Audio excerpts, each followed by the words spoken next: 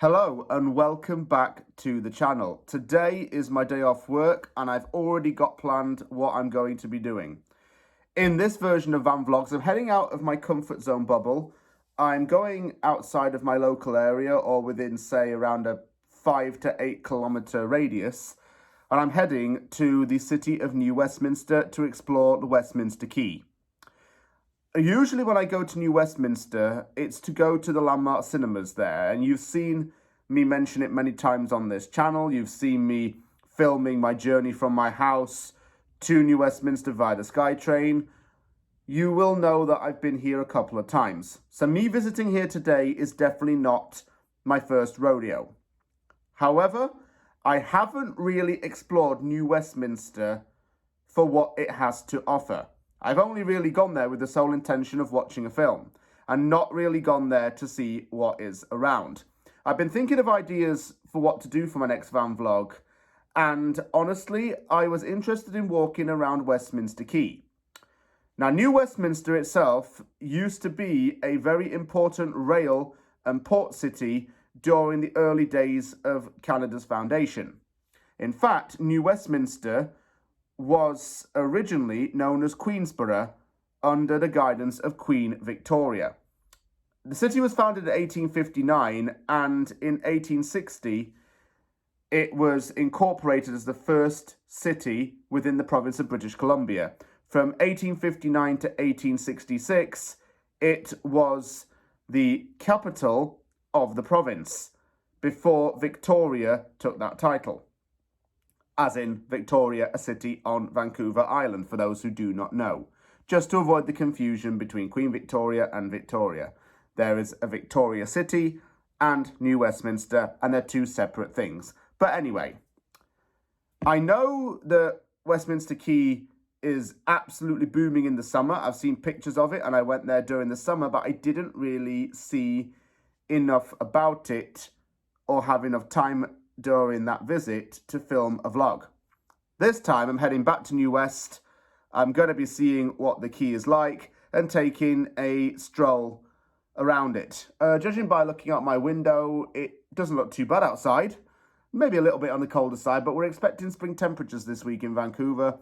And yeah, just really looking forward to going today. So I'm not even going to bother filming the train because you already know that I'm getting on a train to get there.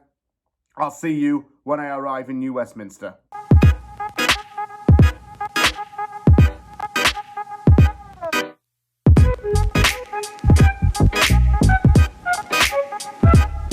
It's taken about 45 minutes to get here, but I'm finally in New Westminster.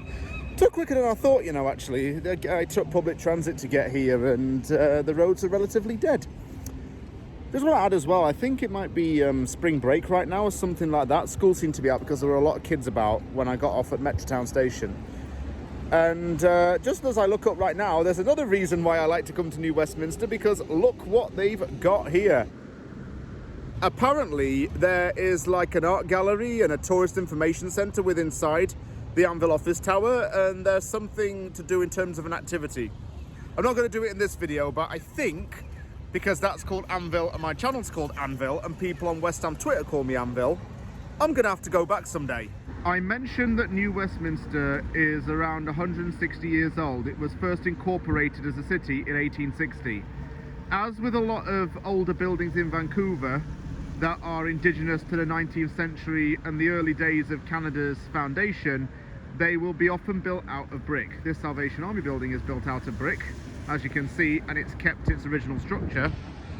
And this pub as well, Kelly O'Brien's restaurant, I'm guessing this could have been an old posting house or something of the sort back in the day, but it's definitely kept the brick structure to it. A couple more modern buildings over here. You'll see the typical skyscrapers that you get within Metro Vancouver cities as well. The history of this particular city does really come to light once you get over this bridge where it says River Market, and that's where I'm heading right now. This is an interesting looking statue. I'm thinking that's going to be something to do with either World War I or World War II. Let's see what it says on the side. It says New Westminster Rotary Clubs. Okay, so it might be something to do with that as well. As I mentioned in the intro, this used to be a rail town, and this is what New Westminster, or Queensborough as it was named at the time, would have looked like back in those days. Definitely steam locomotives, because the railway's been the foundation of Canada as well in terms of construction, travel and its industry. The railway was very crucial to the settlement in this country. This is what New West must have looked like back in the day as well. A lot more simpler time for sure. And the monument actually behind me is called the Wait For Me Daddy. So I'm assuming that the soldiers must represent their fathers, and smallest figures must be the children waiting for their fathers to come home from war. And the statue itself is just under 10 years old. As you can see, it says October the 4th, 2014. And this is actually one of the oldest urban squares according to this sign.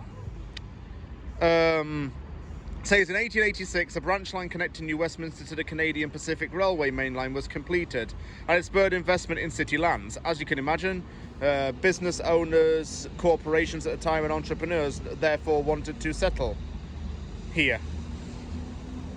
In 1940, the Wait For Me Daddy picture on the statue was taken, and it's one of the most iconic images of World War II. Okay, I'm saying that as I read it. So that makes more sense then. Wow, okay. That statue has a lot more meaning behind it than what I thought, so that's interesting to know. Going up these colourful looking steps, and once you get over this bridge, you see something that immediately strikes you. And I would say that this is one of the most notable pieces of, I'd say, not history, but one of the most notable landmarks in New Westminster. Can you see the top of that head? It's that thing. What is it, you might ask? Well, let me tell you. This is the world's tallest tin soldier. It reminded me of an old animated Pixar short film called, I think it was called Tin Toy, and it was released sometime in the 1980s. That was the first thing that came to mind when I first saw this enormous figure, and you might not be able to see it on the camera, but blooming heck, it is huge. It's massive. I think my grandma and granddad had like little tin soldiers in their house as well when I was growing up. I seem to remember something. They might have had something on their Christmas tree that was similar to this. And there's that Eminem song, step by step, right, left, right, we all fall down like toy soldiers. That one. That kind of reminded me of that as well. Strange, but it's what I associate it with. There's also a bit of an important reason why this is here, and it is in honour of something. It's in honour of the Royal Engineers as well. These are the people who helped to construct and build the basis of the city of New Westminster. This was crafted in honour of the Royal Engineers' role in establishing the city. It's 9.75 metres, has size 60 E27 boots, and it weighs over 4,500 kilograms. In 2002, it was put into the Guinness Book of World Records as the world's tallest tin soldier. It was erected on November the 29th, 2000, outside the Royal Westminster Regiment. And the heart of the tin soldier is actually a time capsule. This heart is going to be opened in 2025, which is next year, and it's going to give the residents of the city an idea of what life was like back then, but things you can feel, read, and really look at. So that's actually quite interesting, because I initially thought that was just going to be a giant tin soldier monument to maybe honour the Rotary Club, or maybe honour something to do with children. But having read that sign, now I know. And there is a really good reason for it. This is the Fraser River Discovery Centre. Unfortunately, it's closed today. However, the market is open. It kind of reminds me of just like a old-fashioned food court, really. I mean, you have things here like a Mexican deli. There's a gelato cafe down there. And I'm just gonna see what we got up here. Unfortunately, it looks like most of this is closed for the day. It's not really open on Tuesdays. I thought it would be like a market where there's a lot more things to see and taste. However, I've come on a bad day. I've come on a Tuesday where most of the things are closed. However, they do have something quite interesting here. It's bringing out my inner child. The hopscotch to educate one about New Westminster. I'm not going to jump on this. Actually, do you want to see me jump on it? Fair. Okay. So, 1. Columbia Street, known as the Golden Mile, was the original downtown that served the entire region. Anvil Centre's name pays tribute to New Westminster's roots and also James Snedden's YouTube channel as one of the province's industrial centres. No, I'm just kidding. I'm just kidding. Okay, stop jumping. Hayek is one of the many New Westminster names. It means hurrying up in Chinook Jordan. So these are informing you about the different neighbourhoods. Quayside, home to more than 4,000 residents, and that's where the Tin Soldiers. So we're in the Quayside area, and this market has been around since 1892. Let's go a bit further along on the hopscotch. You jump a few more squares, you get to Queensborough. What did I tell you in the intro? Queensborough was the name chosen for New Westminster until Queen Victoria decided on the present name for the capital city. If it hasn't come to your head yet that this is named after the Westminster in London, then I don't know what to tell you.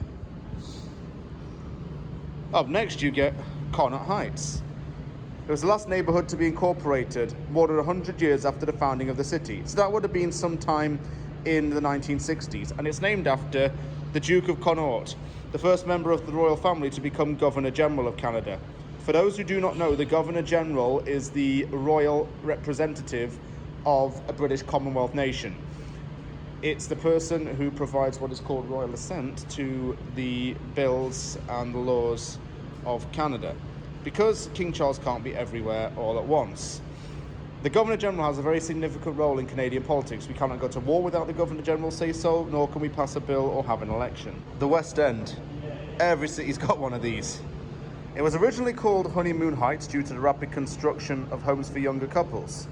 And it was actually, as this sign says, part of the Canadian Register of Historic Places, well, Grimstone Park specifically.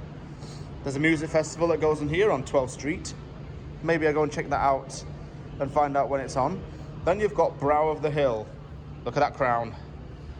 One of the earliest residential neighbourhoods. Several Queen Anne Revival style homes. I told you they were older looking buildings, and I think that's the proper term for them, Queen Anne homes.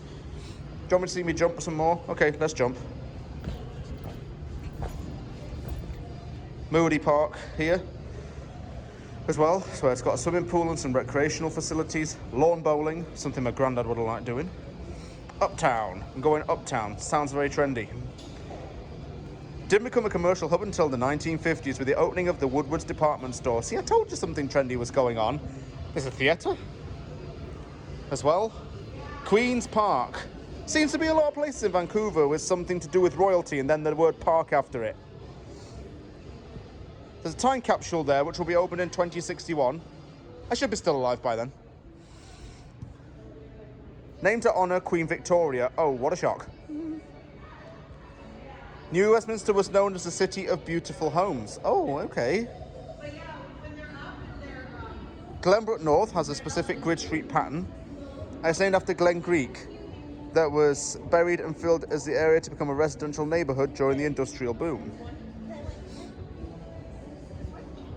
There's Terry Hughes Park in honour of a person who lost his life while saving a young girl. McBride, and there's also a town called McBride in British Columbia, which I stayed off at. I went with my stepmum, my stepbrother as well. Try and stayed overnight there, but we couldn't get in. But anyway, he was a premier of BC. The premier is like what the governor is of US states. There's a fire hall. The longest indoor water slide. I thought that was in West Edmonton Mall. Well, actually, that might be the longest one in North America, but longest one in BC is here in New Westminster. Massey Victory Heights. This place is named after those who fought in the Second World War, and it used to be a goat farm. Again, I always talk about the retention of the history. This area's done the same. Sapperton area. This has to go in a vlog in the future because it's got a brewery district in it. It's named after a loving term for Royal Engineers. Has one of the oldest hospitals in British Columbia. And of course, as I mentioned, the brewery district. I need to go, I think. My dad likes going to breweries, and whenever he comes down, he, my brother, my sister-in-law and I like to do a little bit of a pub crawl. Because my brother says that breweries are like the closest thing you can get to a British pub here. I think Sapperton's got to be on the cards. Finally, Fraser View, where you can look at tugboats. Wasn't there a series in the 1970s called Tugs? Something like that. My mum might know what it is. Because I certainly remember seeing that when I was a kid, and I don't know how. Probably it was on an old VCR recording. And Glenbrook Ravine as well is here too. And this is the huge map of New Westminster, and it's actually massive. I'm just used to seeing one particular part because, as I said before, I just go to the cinema usually, but you don't actually know what's here until you really, really live here or you get in depth. Wow. Queensborough, Connaught Heights, West End, Brow of the Hill. Oh, you see it all. And I've just done the longest indoor hopscotch. Well, I walked it anyway. Back out again, and look, tugboats. There's a lot of history about the shipping industry in this part of Vancouver. And I'm just having a little bit of a read about it right now. Some older pictures here of boats, tugboats, from Fraser Cannon, from Middle Fraser, from Creston to Williams Lake, Upper Fraser as well, up from Prince George. And this water body travels nearly 1,400 kilometers high up into the Rocky Mountains. You don't realize how big British Columbia truly is until you drive through it. Same for many other Canadian provinces, actually. Like in the UK, when you drive somewhere for 6 hours, you go through many different counties and hear different dialects. That's not the case in Canada. You won't get that. You'll be in the same province probably for 2 days if you keep driving. This is in honour of Dr. Irwin F. Stewart, who was part of the Rotary Club here and known for helping deaf children in New Westminster and around the world. He was a clinical professor at UBC and did research into hearing loss in children. It's important to measure the water levels, around here. Signs all cracked and everything. I probably shouldn't have touched that, but it's all hard to make out, some of this. They have a pumping station to manage the water levels as well, to stop flooding, because if the tide gets too high with this, it's going to go into the buildings and then you're going to take a heavy hit on your insurance.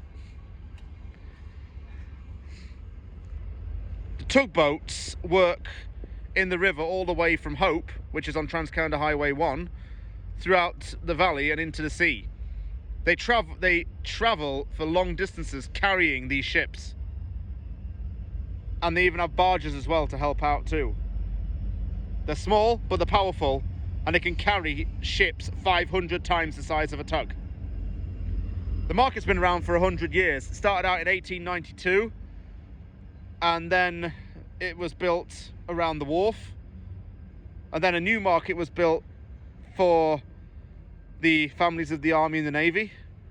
And then between 1947 and 1987, there was a market opened on Columbia Street, which is just west of downtown New Westminster. In 1986, the market opened as it is today. I must say there is a lot of history involved in this city. And look, there's train on its way. Moving on though, we're going to take a walk along the quay, because there is definitely going to be a few things to explore and learn about. What I do like about coming out and exploring parts of Vancouver is just learning about, as I say, the history, and I find it very interesting. Some people don't, but I certainly do. When you're in the oldest city within British Columbia, it only makes sense to learn a little bit about it, because without New Westminster, we effectively wouldn't have Vancouver as it is today. There's another reason why this part of the river is really important, and it's why it's been designated as a Canadian heritage site. This river was a very crucial part of the gold rush when that came into effect in the late 19th century. It allowed the gold to be transported through the area and through Western Canada via the water. This area's just boomed ever since, really.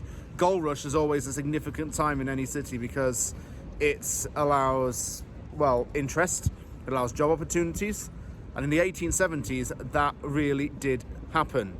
Breweries opened up around here, and some of the buildings are still present today. A lot more settlers came over throughout the British Empire to come and settle here in Canada and make it home.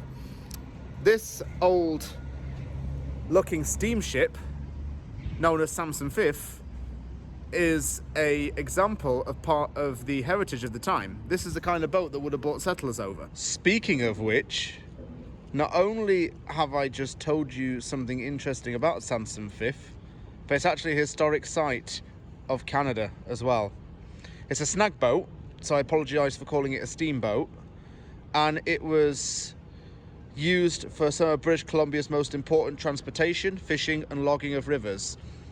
I would have guessed that it could have been used for the gold rush as well, because that all ties in with the same kind of industry and within the public works as well. It's a vessel, in other words. You can even tour this, actually, and although it's not the time of year to do it, it's certainly very interesting to learn about.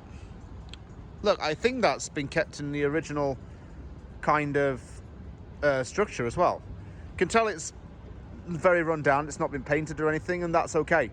Because if you want to keep something authentic like this, you wouldn't just do it over.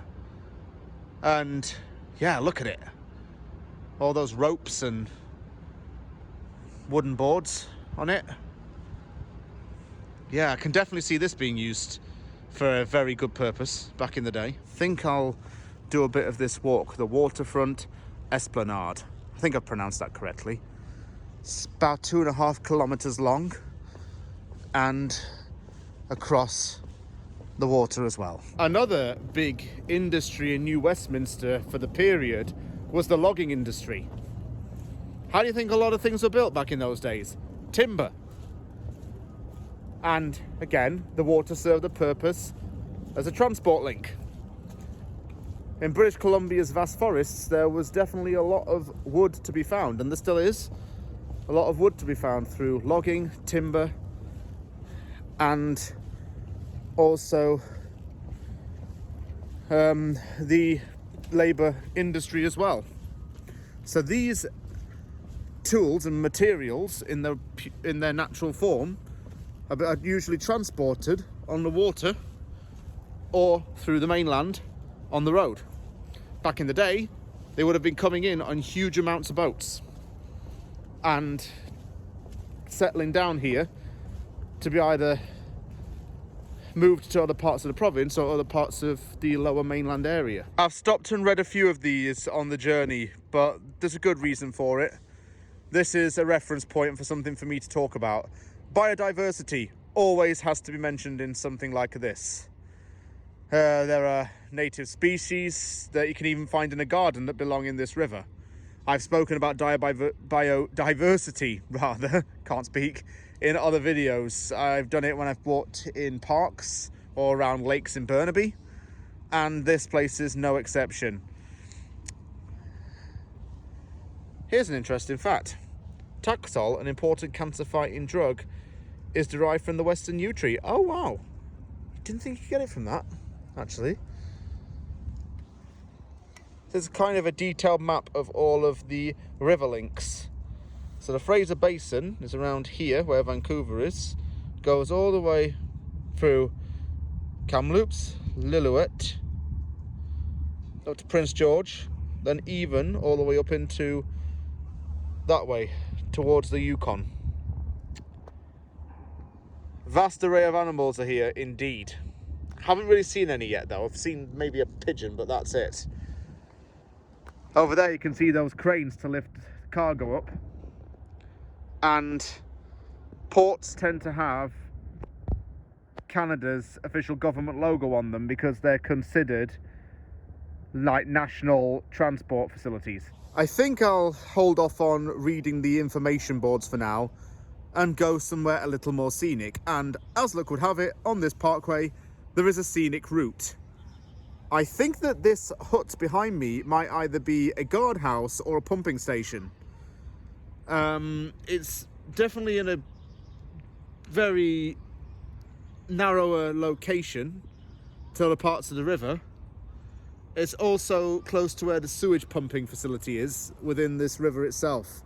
I mentioned that the water has to be pumped in order to maintain the levels and stop the overflow. That might be the building where it's located. As soon as I come around the corner, there seems to be a fork stuck in the road, that kind of thing. Which way do I go? Buildings over here are a little bit more colourful than previous. It's a guy over there, so there's signs of life. I'll go this way, I think.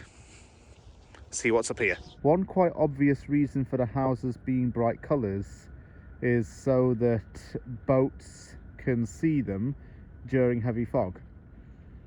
You would see these kind of colourful houses in parts of Nova Scotia. One thing that springs to mind, strangely enough, is the houses in the children's TV show Balamory. They're that colour for a very deliberate reason.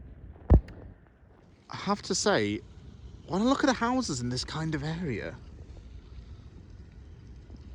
it kind of reminds me of something that you might find in a German city like Berlin or Munich. Maybe even somewhere like other parts of Europe like Prague or parts of Poland. That's the feeling I get when I walk around here. It may sound strange to some of you watching this, but certainly does look a little bit like an older, new modern kind of European city. Look, this is nice. It's tranquil around here. Definitely a lovely view if you've got a balcony overlooking the water as well. Maybe not so much with the motorway over there, but still. Yeah, do like it here. Oh, look over there. It's a tugboat. It's got nothing behind it though. I saw this in the corner of my eye and I wanted to get a snap of it. It looks like I've come to the end of the walk on this side anyway. So I'm going to turn back and head back down towards downtown New Westminster. I actually enjoyed that walk. You know why? Because I found it interesting. I got to learn a lot more about this place and why it's quite significant in this city's history. I used to come to New Westminster, look at the water and just think, oh yeah, it's just another part of a flowing river. But it actually has served more of a purpose over the centuries. Yeah, very nice actually around this area. It's quiet, it's still, and it's, although not modern as other parts, it's still not forgotten its roots, and that's nice to see. It's nice to have places with a bit of history and a bit of modern in them because you see the comparison and I think you appreciate what it once was as well. If you keep the original infrastructure in particular, then that's a good thing. I don't like people who say take a building and then do it all up on the inside and make it all look all modern and like great furniture and stuff like that. No, none of that seems to happen here, and that's a good thing. Heading back to downtown, like I say, and so when I get there, I'll talk to you again. Or if I see anything else in the time it takes me to get there, I'll take a video of it. Here is an actual tugboat in action, pulling a cargo trawler. I had a feeling I'd see something worth vlogging on the way back to the train station, and look, This is an actual tugboat doing its duty. Start of this video I touched on historic looking buildings. You can definitely see some here, look. This one's made out of old brick. That Columbia sign's from at least, I'd say 100 years ago. And the buildings in between it look a lot older as well. I've gotten back to the SkyTrain station, and this is the part of the video where I conclude everything and I give my thoughts on the day. I'll be honest with you, I've enjoyed today. I've learnt a lot about this part of Metro Vancouver. I've learnt a lot about how this place came to be, and it's a lot nicer than I thought. I was pleasantly surprised by the appearance of the houses and the authentic look that goes in with that as well. The river market was a little smaller than I thought, though. I thought there'd be a lot more going on there. Maybe it would have been bigger.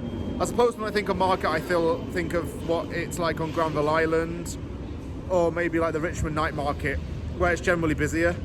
However, I think I was thinking too far ahead, shall we say. But by going into the market, I got to learn all about the different neighbourhoods and go on the world's longest hopscotch, well, indoor hopscotch apparently, wasn't it? And yeah, interesting day. Gonna go back home now, get this edited. So thank you very much for watching. Take care, everybody, and I'll see you all soon. And if you ever are thinking of visiting Vancouver, I definitely suggest exploring New Westminster. It's a real gem for those who want to learn about history and see some sites that are very important to Canada.